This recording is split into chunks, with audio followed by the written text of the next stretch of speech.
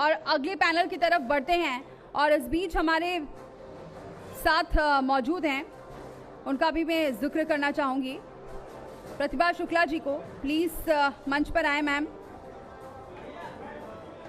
और प्रतिभा शुक्ला जी जो राज्य मंत्री हैं बाल विकास पोषण एवं महिला कल्याण उत्तर प्रदेश से, मंच पर आएँ और एडिटर रमेश चंदा सर से चाहूँगी कि उनका स्वागत करें। एक बार जोरदार तालियां हो जाएं प्रतिभा शुक्ला जी के लिए। उनसे भी तमाम सवाल करेंगे। लगातार व्यवसाय से अगर बात करें या महिला एवं बाल कल्याण की बात करें, जमीनी स्तर पर लगातार उनका प्रभाव देखने को मिलता है।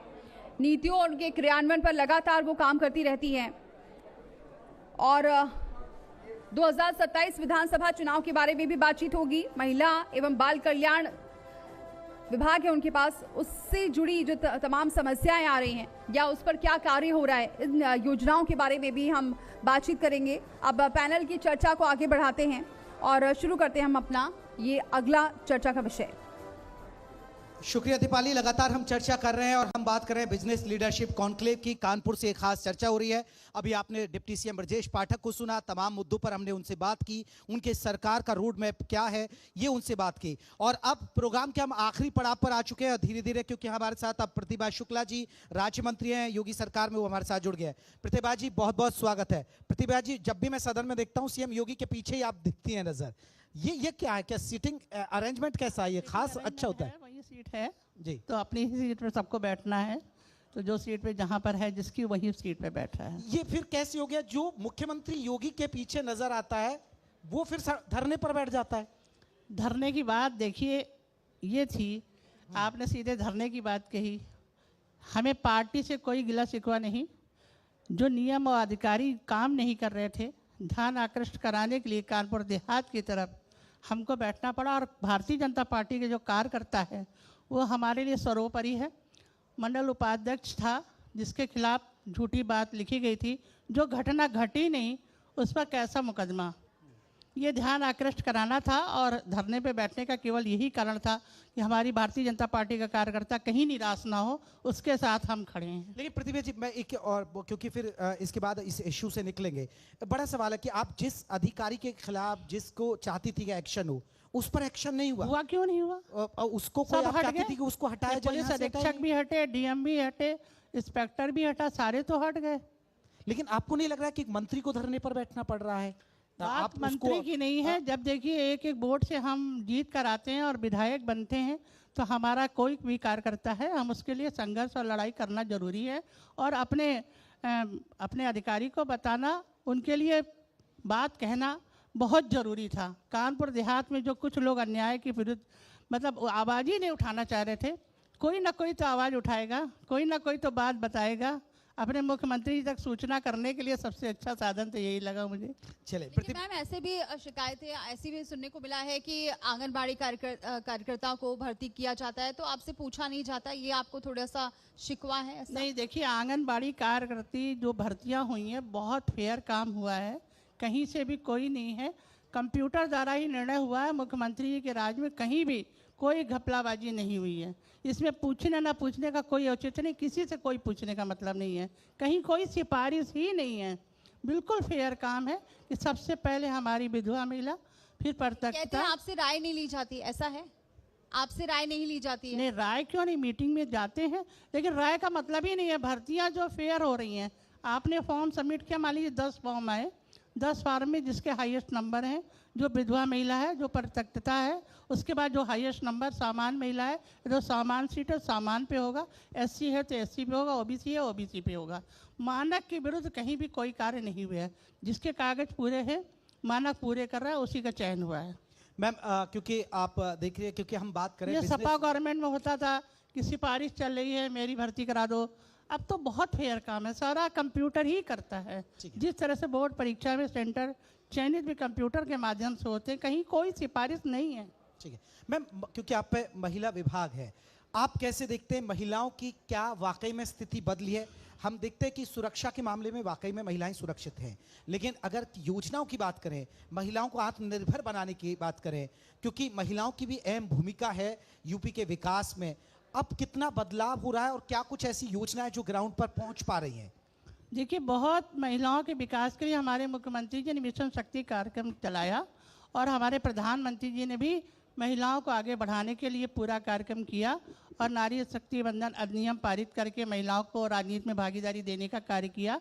तो हम इसमें ये कहेंगे कि उन्होंने नारी की सुरक्षा, स्वास्थ्य और स्वावलंबन की तरफ ध्यान दिया। मुख्यमंत्री जी ने स्वावलंबन की दिशा में बताएं, शहर में तो सब जॉब में हैं, लेकिन कानपुर देहात में भी जो ग्रामीण महिला केवल चौके में रहती थी, अब वो कहने लगी मैं चौके से चौपाल पे आ गई हूँ, मैं भी अपना काम कर रही हूँ। छोटे छोटे उद्योग लगाकर वो अपनी आर्थिक स्थिति को सुदृढ़ करने का काम कर रही हैं। तो हम समझते हैं महिलाएं अब कहीं पीछे नहीं है। ड्रोन दीदी हैं, बैंक सखी दीदी हैं, सारे गांव में काम कर रही हैं, निकल निकल के लोगों के बीच में अपनी बात कह रही हैं। मान लीजिए किसी ने अगरबत्ती बनाई, आपको उदाहरण बताया, रायबरेली में एक महिला थी जिसने 5,000 से ताले का काम शुरू किया और उसके बाद उसने अपने बच्चों को भी पढ़ाया और निकल कर अपने काम में, और आज वो उसकी आमदनी 50,000 रुपये है। तो अपने काम को धीरे धीरे बढ़ाने का काम महिलाएं अब कर रही हैं।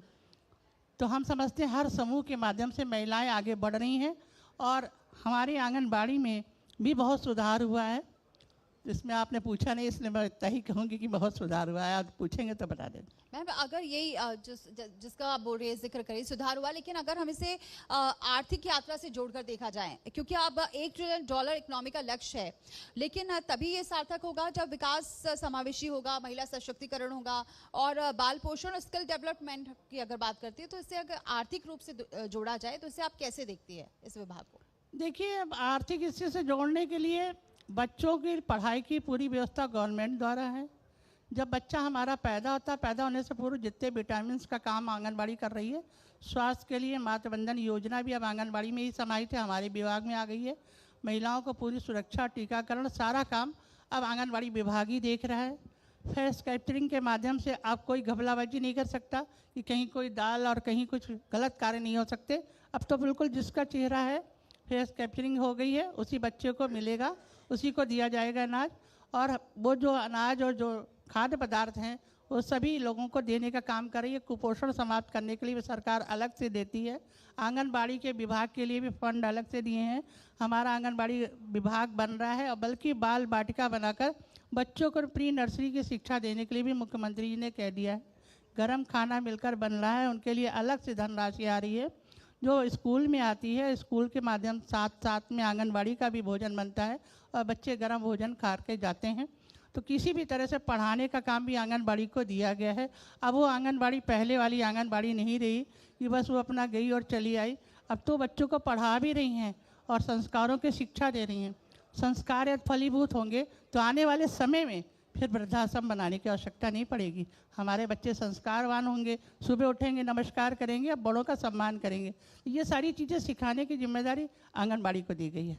माँ यशोदा का रूप मुख्यमंत्री जी ने क्योंकि कहा। अब देखिए चुनावी बरस है और 2027 में अब चुनाव में आपको जाना है, लेकिन अगर आपके विभाग की योजनाएं हों जो हमारे मंच से महिलाओं तक पहुंच सके, क्या क्या भविष्य में अब कुछ योजनाएं आप लाने जा रही हैं जो महिलाओं के विकास पे एक निर्णायक कदम होने जा रहा है? देखिए, हमारे यहाँ तो नारी सुरक्षा की बात भी है। महिला थाने में हर मुकदमे लिखे जा सकते हैं, कोई भी एप्लीकेशन दे सकता है उसके साथ अन्याय हो रहा। हर महिला थाने में कहीं की भी रहने वाली महिला हो, किसी भी थाने में अपनी एप्लीकेशन देती है, उसकी बात सुनी जाती है। दहेज उत्पीड़न को रोकने का काम मुख्यमंत्री जी कर रहे हैं। सामूहिक विवाह के अंतर्गत उन्होंने काफ़ी धनराशि बढ़ा दी है। अब हमारे बेटियों को परेशान होने की आवश्यकता नहीं है। पढ़ाई में भी वो आगे बढ़ रही हैं और हम सुमंगला योजना के द्वारा बेटियों को पढ़ाई की शिक्षा भी है। बाल सेवा योजना भी हमारे यहाँ एक है, जहाँ माता पिता किसी एक की मृत्यु हो जाती है तो बच्चे को 2,500 रुपये की धनराशि दी जाती है पढ़ाने के लिए। विधवा पेंशन तो है ही, और विधवा को प्राथमिकता देने के लिए सरकार हमारे यहाँ नौकरी में जो आंगनबाड़ी और सहायिका की भर्ती है उसमें प्राथमिकता दी जा रही है, परित्यक्ता को भी सहायता दी जा रही है। साथ ही साथ जो लोग जॉब में हैं उनके बच्चों के लिए भी सेंटर बनाए जा रहे हैं, केयर सेंटर, जिसमें हमारे महिला जाए अपने बच्चे को छोड़ दे और उसके बाद आप जब वापस आए तो ले ले। ऐसे सरकारी सेंटर भी बनाए जा रहे हैं, केयर सेंटर भी बना रहे हैं बच्चों को रखने के लिए। और साथ ही साथ जो बेटियां किसी भी तरह से कोई मुकदमे हो गए या कहीं कोई निर्णय नहीं हो पाया तो 1 स्टाफ सेंटर की भी सुविधा है। 1 स्टाफ सेंटर में 5 दिन रखते हैं, पेरेंट्स को पूरा उनको इन्फॉर्मेशन देते हैं और उसके बाद वो आकर अपने घर जाना चाहे तो जा सकती है या अपने पति के यहाँ जाना चाहे तो जा सकती है। पूर्ण सुरक्षा की बात है। और जिन लोगों के केसेस ऐसे हो जा रहे हैं जिनका निर्णय नहीं हो पा रहा है, वो नारी शरणालय में हमारी बेटियां हैं। कानपुर में तो है आपके यहाँ कम से कम 400 बेटियां हैं और अब हर क्षेत्र में बनने वाला है। कानपुर देहात में भी प्रस्तावित हो चुका है।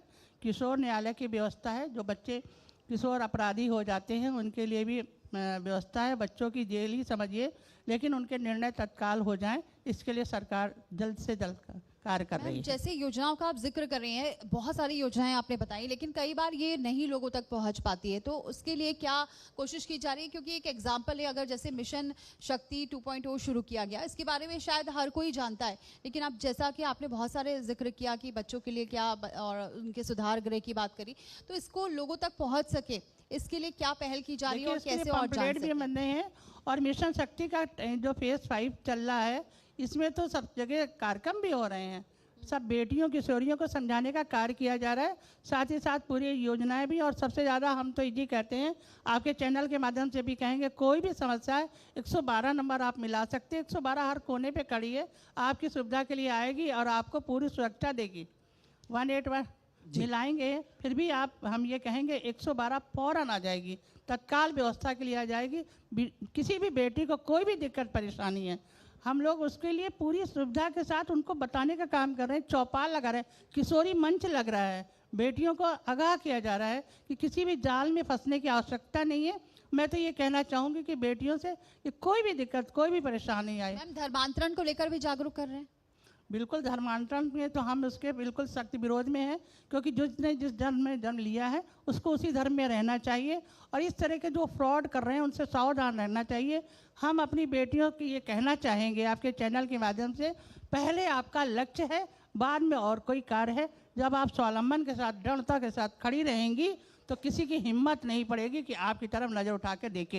यदि आपको लग रहा कोई खतरे का आगाह है तो आप फ़ौरन खबर करें, अपने पेरेंट्स को बताएं, अपनी माँ को बताएं। माँ से अच्छा कोई दोस्त नहीं होता। पहली सारी खबर अपनी माँ को बताएं, अपने टीचर्स को बताएं, और बताने के साथ पूर्ण सुरक्षित हो। किसी भी जाल में फंसने की आवश्यकता बिल्कुल नहीं है। आप ये जो बता रहे हैं, धर्मांतरण के खिलाफ कानून भी बना, लेकिन अभी हाल ही में हमने देखा KJMU का मामला सामने आया, इतना हाई प्रोफाइल मामला हो गया, फिर क्यों ये मामले रुक नहीं रहे हैं? क्या वजह है इसके पीछे, आप समझ रही हैं? इसमें तो हम समझते हैं पूरे समाज को आगे आना पड़ेगा। माना अर्थ युग है, पेरेंट्स के पास टाइम नहीं है अपने बेटे और बेटियों को देखने के लिए, लेकिन फिर भी हर पेरेंट्स की जिम्मेदारी है कि अपनी बेटी के मोबाइल को चेक करें, उनको देखें। यूनिवर्सिटी में चल रहा है ये पूरा कारोबार, यूनिवर्सिटी में भी चल रहा है कार्यक्रम, तो उसमें गुरुओं को देखने की आवश्यकता, उनके टीचर्स को बताने की आवश्यकता है। कहीं ना कहीं एक पीरियड ऐसा होना चाहिए जहां पर बच्चों को ये बताया जाए कि आपका लक्ष्य सर्वोपरि है। ये जो प्रेम प्रसंग में फंसने की आवश्यकता नहीं है। जब तक आप अपने पैरों नहीं खड़ी होंगी तो कहाँ से खाएंगी, कहाँ से पहनेंगी, कैसे जीवन यापन करेंगी? मैंने तभी एक लड़की से पूछा कि तुम यहाँ पर हो, तुम कब क्या करोगी, क्या जीवन है तुम्हारा? तो कह रहे जब वो आएंगे तो शादी करेंगे। शादी लक्ष्य नहीं है, शादी लक्ष्य नहीं है। आपको अपने पैरों खड़े होना है जनता से। ये सरकार आपके साथ हर कदम पे है। हर बेटियों से कहेंगे कि शादी आपकी आखिरी लक्ष्य नहीं है, प्रेम प्रसंग में फंसना आवश्यकता नहीं है। आपकी मूलभूत आवश्यकता स्वावलंबन है। सरकार महिलाओं को स्वावलंबन की तरफ ध्यान दे रही है। अच्छी एजुकेशन प्राप्त करके अपने पैरों खड़े हों, और बेटियों का ध्यान देने के लिए उनकी माँ, उनकी टीचर्स बहुत ज़रूरी, आवश्यक निर्देश देना बहुत ज़रूरी है। यदि माँ ने अच्छे निर्देश दे दिए हैं तो वो बेटी कभी किसी की तरफ देखने का काम नहीं करेगी। नज़र की बात होती है। दृढ़ता के साथ यदि आप खड़ी हैं तो किसी की हिम्मत नहीं है कि आपसे कोई लूज टाक कर सके। हमारा तो ये मानना है, और इसके लिए पेरेंट्स को और शिक्षक को जरूर शिक्षा देनी चाहिए। और हमारी सरकार ने ऐसी व्यवस्था की है, हम लोग जाते हैं इंटर कॉलेज में, और हमारे विभाग के लोग भी जाते हैं और बेटियों को समझाने का काम करते हैं। फिर भी बेटी यदि हमारी किसी भी कारण से फंस जाती है तो उसके लिए नंबर्स दे देते हैं, पंपलेट छपा रखे हैं, बच्चों को देते हैं प्रिकॉशन के तौर पे कि बच्चों कभी कोई दिक्कत, कोई परेशानी हो तो आप तुरंत फ़ोन कर सकते हैं। और हमारा तो देखिए मिशन रहता, कोई भी बेटी या महिला आती है उसकी मदद में हमेशा उनके साथ में है। बहुत सारी महिलाएं जुड़ी हैं लगातार। इस तरह के प्रसंग आते हैं तो पहली कोशिश होती है उनका घर बसा दिया जाए। यदि शादीशुदा है, नहीं बस पा रहा है किसी भी कारण से, तो अलग रहना बेहतर है। स्वावलंबन की तरफ हमारा ध्यान आकृष्ट कराना पहला कर्तव्य है जी। तो हम ये पेरेंट्स को ध्यान देना चाहिए। मैम, अब क्योंकि हम धीरे धीरे चर्चा के आखिरी पड़ाव पर आ गए हैं, मेरे कुछ पॉलिटिकल सवाल। क्या ब्राह्मण समाज नाराज है? और ये बात आपके यहीं से निकली, मैंने कहा कि यहीं से शुरू हुई, विधायकों की मीटिंग हुई और फिर उसके बाद अब तो मायावती ने भी फिर उस पर ये कर दिया कि वो सवर्ण और दलितों के साथ सरकार बनाने की बातें करने लगी हैं वो 2027 में। देखिए, हमारी पार्टी में तो 4 ही जातियां हैं, एक महिला है, एक बालक, एक किसान, एक गरीब, और कोई जाति ही नहीं है। और ब्राह्मण तो हमेशा से बुद्धिजीवी रहा है और समाज में एक समायोजन स्थापित करना, सही मार्गदर्शन देना ब्राह्मणों का काम है। और ब्राह्मण कभी नाराज नहीं है। ब्राह्मण केवल हित की रक्षा करने वाला है, सनातन और चिर शाश्वत बनाने वाला है। जब सरकार इस पर ध्यान दे रही है, ब्राह्मण क्यों नाराज होगा? ब्राह्मण कहीं नाराज नहीं है, किसी भी तरह से नाराज नहीं है। सभी लोग जब अपनी अपनी जात समुदाय में बैठ के बात कर रहे हैं, तो ब्राह्मण ने हो सकता है मीटिंग कर ली हो, मुझे नहीं इसकी जानकारी थी उस दिन, वो दोनों लोगों ने मीटिंग की थी। लेकिन अपने समुदाय, अपनी सुरक्षा के लिए तो बात करना है। जिस जात में जिसने जन्म लिया उस पर तो निछावर सभी होते हैं, लेकिन नाराज कहीं से भी नहीं है। ब्राह्मण कभी भी समाजवादी रहा है, कभी किसी के साथ नहीं चलता है। देखिए, किसी पंडित से मुहूर्त पूछो तो कभी गलत मुहूर्त नहीं बताता, हमेशा यही बताएगा आप इस तरह से करिए, इस तरह से करिए तो आपका मंगल होगा। कभी किसी भी जात का व्यक्ति क्यों ना आए, ये तो कथा कराने भी जाता है और हमारे दलित समाज पे भी जाता है, तो कभी कोई गलत मार्गदर्शन पंडित कभी नहीं देता है। तो हम समझते हैं नाराज होने का कहीं कोई सवाल ही नहीं है। ब्राह्मण कभी नाराज नहीं होता, समाज की अच्छी दिशा देने का काम करता है। मैम, क्योंकि अब चुनावी माहौल है और चुनावी बिसात बिछना शुरू हो चुके हैं, बहुत कम वक्त है, क्योंकि अखिलेश यादव उसी फॉर्मेट पर काम कर रहे हैं जो 2024 में उनको सफलता मिली, यानी पीडीए का फॉर्मूला। और आपको क्या लग रहा है कि पीडीए टेंशन बढ़ा रहा है बीजेपी की? कोई टेंशन नहीं बढ़ा रहा। देखिए, बीजेपी में तो सब लगातार हम लोग रूट स्तर पे काम कर रहे हैं। अभी देखिए, हम आपके यहाँ आने में इसीलिए लेट हुए क्योंकि अभी हम लोग एक गांव में पूरा कम्बल 4000 लोग को बांट के आ रहे हैं और हमारा कार्यक्रम जाना बहुत ज़रूरी था क्योंकि उन लोगों ने पहले से सब इंतजाम कर रखा था। तो सरकार पूरी तरह व्यवस्था दे रही है, हर गांव-गांव में दे रही है और हम लोग तो अब आदर्श गांव बनाने जा रहे हैं। एक ऐसे गांव की कल्पना जो हम लोगों ने कभी ख्वाबों में की थी कि एक गांव में सचिवालय हो, उसके गांव के लोग कभी ब्लॉक पे ना जाएं, कभी तहसील पे ना जाएं, अपनी सारी समस्याएं वहीं ऑनलाइन करा लें। वहाँ एक अस्पताल भी हो, बढ़िया आंगनबाड़ी केंद्र हो, एक स्कूल हो, नल से जल की योजना के तहत पानी की टंकी हो, बढ़िया सुंदर पक्की सड़क हो और साथ ही साथ गैस सिलेंडर भी हो, प्रकाश की समुचित व्यवस्था हो। तो ऐसे गांव बसाने के लिए सरकार की प्रमुखता है और इस पर सरकार काम कर रही है। देखिएगा, मॉडल गांव निकल कर आएंगे और हम अच्छे प्रधानों को सम्मानित भी कर रहे हैं। अभी मुख्यमंत्री जी ने किया है, तो जो लोग अच्छा काम कर रहे हैं, तो अब समय लगेगा। यदि हमें विकसित भारत की तर्ज पे आगे बढ़ना है, हर व्यक्ति को कदम से कदम मिलाकर चलना होगा। ये परिकल्पना बहुत दूर नहीं है। हम सभी एक लक्ष्य बनाकर चलेंगे तो हम समझते हैं आने वाले समय में भारत विकसित होगा। प्रतिभा जी, एक और मुद्दा है एसआईआर का मुद्दा, जो विपक्ष उठा रहा है, जिस मुद्दे को जोर शोर से उठा रहा है। आप क्या मानती हैं, जो अभी वोट कटे वो एसआईआर? ये चुनाव आयोग का काम है, इसमें कोई पार्टी काम नहीं कर रही है और जो भी अपने उसमें जा रहे हैं तो उसमें हर पार्टी के लोग जा रहे हैं। ऐसा नहीं है ये दूसरी पार्टी के लोग कह रहे हैं वो भी जा रहे हैं। सभी लोग अपने अपने वोट की चिंता, वोट एक व्यक्ति का मौलिक अधिकार है और तो मतदाता दिवस भी है। हर व्यक्ति को अपने वोट की चिंता तो करनी चाहिए। हम सुरक्षित हैं, हमारे सारे हम यहाँ के नागरिक हैं, सारी चीज़ें तो होनी चाहिए ना। एक व्यक्ति 2 जगह वोट कैसे डाल सकता है? एक ही जगह तो एक व्यक्ति को वोट ना डालना चाहिए, तभी तो सही चुनाव हो पाएगा। मैम, इस बार वोट उसी तरह के कटे हैं जो एक व्यक्ति यहाँ भी रह रहा है और कानपुर देहात में भी रह रहा है, तो डबल वोट हो गया ना। 2 वोट डाले के क्या अधिकार है? एक ही तो डालेगा, चाहे नगर में डाल ले, चाहे देहात में डाल ले, चाहे श्याम नगर में डाल ले, चाहे किदवई नगर में डाल ले। मेरा मतलब कहने का केवल वही वोट कटा है और किसी का निरर्थक वोट नहीं कटा है। महिलाओं की क्या इस बार भूमिका रहने वाली है चुनाव में? क्योंकि मैं इसलिए जोड़ रहा हूं कि इन्होंने जिक्र महिलाओं का किया। बिहार में महिलाओं ने ही नीतीश सरकार और आपकी सरकार को जो गठबंधन में लड़े उसको लौटाया और उसका एक योजना के तहत। तो इस बार भी आपको लग रहा है कि यूपी के चुनाव में महिलाओं की भी अहम भूमिका रहने वाली है, महिला वोटर की? महिला वोटर तो आगे निकलती हैं और मैंने तो हरदम महिला वोटर से और ज़्यादा हमारे साथ हमारी सहेलियाँ हैं और हम समझते हैं समुचित उनकी भागीदारी रहती है। 10,000 तो अभी हम लोग के साथ जुड़े हैं, सीधे सीधे लिंक से जुड़े हैं। जब भी कहीं बुलाएं आप बुला सकते हैं हम 10,000 महिलाओं को। तो हमारी ये पूरी फ्रेंड सर्किल है और सरकार इतना काम जब महिलाओं के लिए कर रही है, देखिए क्या क्या काम कर रही। घर दे रही उन्हीं के नाम से, राशन कार्ड उन्हीं के नाम से, सारा कार्ड उन्हीं के नाम से, गैस सिलेंडर उनको दे रही है, बच्चों की समुचित व्यवस्था दे रही है। आंगनवाड़ी में खाना भी अब माँ को सुबह बनाना नहीं है, बच्चा वहीं खाएगा, सीधे तैयार होकर भेज देना है। साथ ही साथ उनको काम दे रही है, काम जो उनकी आर्थिक सोर्सेस को महिलाओं का मांगना नहीं पड़ रहा पति से, कि हर समय उनका हाथ नहीं फैलाना पड़ रहा, इंतजार नहीं करना पड़ा। 2 पैसे आ रहे हैं, उनकी अपनी आमदनी है, इससे उनका स्वावलंबन बढ़ रहा, आत्मबल बढ़ रहा है। और हम समझते हैं आर्थिक रूप से जब महिला सशक्त होती है तब उसको अंदर से जो खुशी होती है उसको बढ़ाने वाले हमारे मोदी और योगी जी हैं। यदि कानपुर में क्या योजनाएं चल रही हैं महिलाओं को लेकर? कानपुर की बात करें अगर, क्योंकि अब चुनाव है तो कानपुर में भी भागीदारी होगी महिलाओं की, तो उसको लेकर क्या देखिए, कहेंगे? जो योजनाएं एक गांव में है वही शहर में भी हैं। यदि महिला उद्यमी, यहाँ महिला उद्यमी को बढ़ावा दिया जा रहा है। बहुत सारी महिला उद्यमी व्यापार में आगे निकल रही हैं, अपना व्यापार लड़कियां कर रही हैं, बड़े फक्र महसूस कर रही हैं। और कोई भी अब घर नहीं रहना चाहता, कोई भी बेटी पढ़ लिख कर घर नहीं रहना चाहती है, वो खुद अपना काम करना चाह रही, कोई भी घर में नहीं रहना चाह रहा है। यहाँ तक कि जो बिना पढ़े लिखे वो मॉल में काम कर रहे हैं, बड़े वो झाड़ू पोछा लगा रहे हैं, लेकिन वो आराम से निकल रहे हैं, लेकिन किसी घर के मेड बनना पसंद नहीं करेंगे।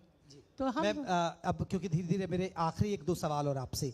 मेरा सवाल ये है, कानपुर, क्योंकि आपने कानपुर का जिक्र किया और यही हम कोशिश करेंगे कि कानपुर पर ही हम खत्म करें इस बात को। कानपुर के विकास से आप संतुष्ट हैं जो हो रहा है? क्योंकि मैं एक आम लोगों से हम बात करते हैं, वो संतुष्ट नहीं है कानपुर के विकास से, जबकि देखिए राजधानी लखनऊ से सटा इलाका है, औद्योगिक नगरी है। मुख्यमंत्री जी ने काफ़ी धनराशि कानपुर शहर के लिए आवंटित की है। कानपुर शहर प्रथम वरीयता में रखा गया है, क्योंकि जब भी हम लोग मिलते हैं मुख्यमंत्री जी कहते हैं आपके कानपुर के लिए इतना पैसा दे दिया। तो जो विकास के लिए खुद ही पड़ी हैं सड़कें, धीरे धीरे सही होंगी, आवास भी बनी रहे हैं, नगरीकरण सुधार तो किया ही जा रहा है। और कानपुर चूँकि औद्योगिक नगरी है तो काम करने में थोड़ा देर लगेगी। कहीं ऐसा बहुत सीवरेज डाउन है, नाले खुदे पड़े हैं, तो धनराशि आ चुकी है, काम होने में समय लगेगा। हम समझते हैं हो जाएगा विकास, और आने वाले समय में हमारा कानपुर सुंदर कानपुर हो जाएगा। जो परिकल्पना में आएगा तो उसका इंतजार करें। चूँकि किदवई नगर दक्षिण में हमारा भी घर है, तो मुझे लगता है कि विकास जल्दी से जल्दी ही हो जाएगा। आखिरी सवाल, योगी सरकार लौट रही है, कमबैक कर रही है, और आपको क्या लगता है कि मुद्दा कौन सा रहेगा 2027 के चुनाव में? देखिए, काम ही मुद्दा है। जो गवर्नमेंट ने काम किया मैंने तो देखा है सारा।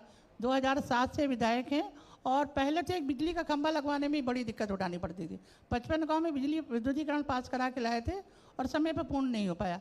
आज तो हर काम हर जगह हो रहा है, हर जगह। आप ही के देखिए कानपुर नगर में कितनी जगह सड़क खुदी पड़ी है, तो सड़क यूं ही नहीं खुदी है, बन रही है, बनेंगी, पूर्णतः आएगी। सीवरेज लाइन, हमारे जो ड्रेनेज की समस्या वो भी सॉल्व होगी।